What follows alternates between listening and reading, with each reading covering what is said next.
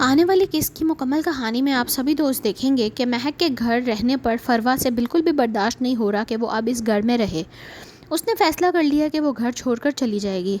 अगले ही दिन वो अपना सारा सामान पैक करके घर छोड़कर जाने लगती है तो पीछे पीछे दारा इसे रोकने की कोशिश करता है, लेकिन फरवा इसकी कोई बात नहीं सुनती। जैसे ही वो जाने लगती है, नीचे हॉल में आती है तो आगे से दिलावर साहब खड़े होते हैं। दिलावर साहब आखिरकार फरवा को रोक ही लेते हैं।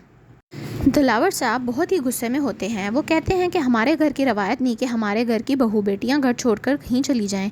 आगे से फरवा कहती है कि मैं उम्मीद करती हूं कि आगे से दिलावर साहब उसकी बात को टोकते हुए कहते हैं कि आगे से एक लफ्ज़ भी ना कहना, जिस कमरे से आई हो वापस वहीं पे चली जाओ। पीछे दारा उनकी सारी बातें खामोशी से सुन रहा होता है।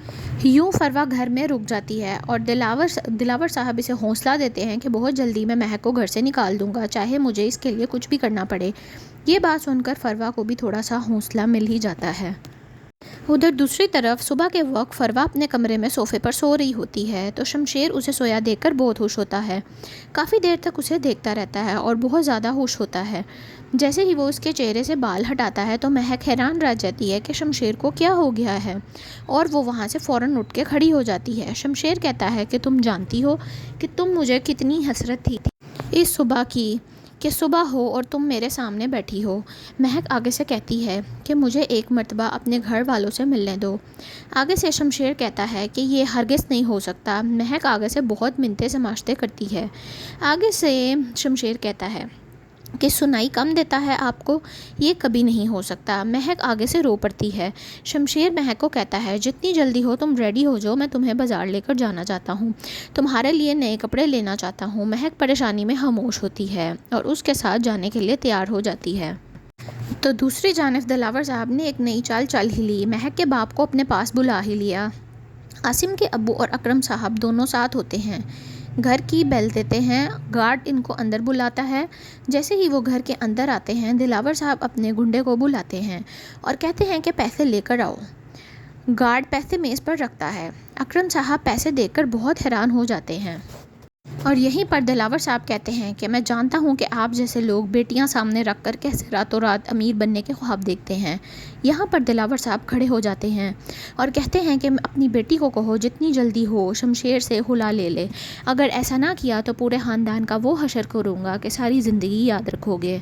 दिलावर साहब वहाँ से चले जाते हैं कि पैसे उठा लीजिएगा। ये सारा माजरा महक और शमशेर के शॉपिंग जाने के बाद होता है। शमशेर महक को मॉल लेकर चला जाता है और महक को अपनी पसंद के कपड़े दिखाता है। आखिर महक उसके पसंद किए हुए कपड़े पहन ही लेती है। आखिरकार वो ड्रेस पहनाकर गाड़ी में बैठाकर ही वापस लेकर आ रहा होता है। जैसे ही वो घर वापस आते हैं तो महक की नज़र अपने बाबा पर पड़ती है। वो कहती है मेरे बाबा, मुझे बाबा से मिलने दो, लेकिन शमशेर गाड़ी लॉक कर देता है और महक के बाबा को उनसे नहीं मिलने देता। शमशेर ज़ोर से गाड़ी का हॉर्न बजाता है और ज़ोर से महक का हाथ पकड़कर अंदर ले जाता है। शमशेर कहता है नहीं मिलने दूंगा, रोती रहो मरती रहो, लेकिन कभी भी मैं तुम्हें उनसे नहीं मिलने दूंगा। दूसरी तरफ अकरम साहब और आसिम के अब्बा रिक्शे में बैठकर घर पहुंच जाते हैं। अकरम साहब जैसे ही घर पहुंचते हैं तो नहीद आंटी अकरम साहब को कहते हैं क्या हुआ है, आप बोल क्यों नहीं रहे, क्यों परेशान हैं, बताएं आप, महक आपको मिली है या नहीं। तो आगे से अकरम साहब कहते हैं कि नहीं, शमशेर ने तो मुझे महक से मिलने ही नहीं दिया और जो दिलावर साहब ने किया है वो बात सुनकर मेरा दिल ही टूट गया है। रातों रात अमीर बनने के लिए मैंने अपनी बेटी का सौदा किया है। ये बात सुनकर नहीद आंटी भी बहुत ज़्यादा परेशान हो जाती हैं और निदा भी। बातें करते करते ही महक के अब्बा को हार्ट अटैक आ जाता है और वो वहीं पर गिर जाते हैं और बेहोश हो जाते हैं, क्योंकि अकरम साहब से बिल्कुल ये बात बर्दाश्त नहीं होती कि उनकी बेटी के साथ इतना ज़्यादा जुल्म हो रहा है। उधर निदा अपने अब्बा को संभालने की पूरी कोशिश कर रही होती है।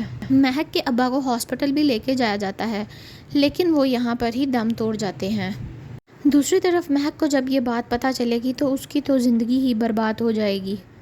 लेकिन उस दिन भी शमशेर महक के साथ ज़बरदस्ती करता है। शमशेर महक को अपने साथ ही लेकर जाएगा और जनाजे के वक्त भी उसको वापस लेकर आएगा। उधर दूसरी तरफ महक के साथ घर में बिल्कुल भी अच्छा सलूक नहीं हो रहा। फरवा भी महक से बिल्कुल बात नहीं कर रही। महक बहुत ज़्यादा परेशान होती है और अपनी सास के पास अकेली खड़ी होती है। शमशेर की माँ महक को हौसला देने की कोशिश करती है क्योंकि वो शमशेर के साथ बिल्कुल सिंसियर है। वो महक को एक्सेप्ट करने के लिए भी तैयार है, लेकिन बाबा साहब की वजह से वो जो करना चाह रही हैं वो कर नहीं पा रही। वक्त गुजरने के साथ साथ दिलावर साहब की हकीकत शमशेर पे खुल ही जाएगी।